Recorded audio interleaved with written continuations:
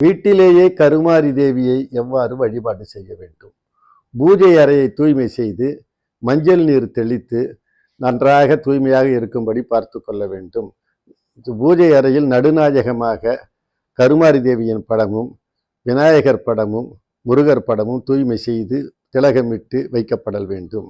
அது மட்டுமல்லாமல் பதிவிளக்கு ஒன்றும் இருபுறமும் குத்து விளக்கும் அலங்காரத்தோடு செய்திடல் வேண்டும். அங்கே வெற்றிலைப்பாக்கு, பழம், தேங்காய் முதலியவை படைக்க வேண்டும்.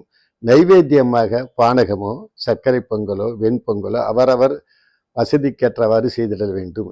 இது அல்லாமல் அந்தரி, வானத்தி, பார்ப்பனி, காமாட்சி, மீனாட்சி, விசாலாட்சி, கருமாரி என்று எழுவரையும் நினைத்திட வேண்டும்.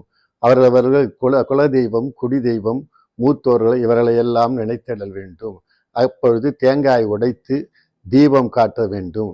கற்பூர தீபம் காட்ட வேண்டும். கற்பூர தீபத்திற்கு முன்னால் சாம்பிராணி தூபம் இட வேண்டும். சாம்பிராணி தூபம் இட்டால் வீட்டில் உள்ள துர்தேவதைகள் அனைத்தும் விலகி நல்ல தேவதைகள் வீட்டிற்குள் வரும்.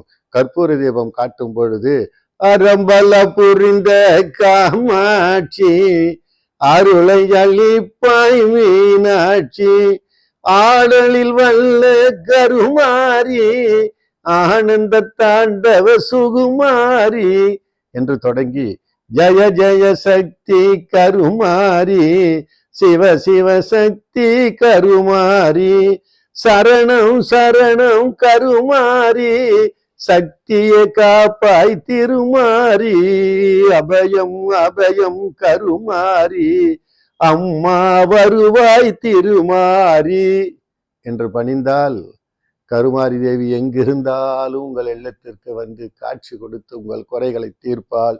இது திண்ணம். வழிபாடு செய்து பயன் பெறுவீர்.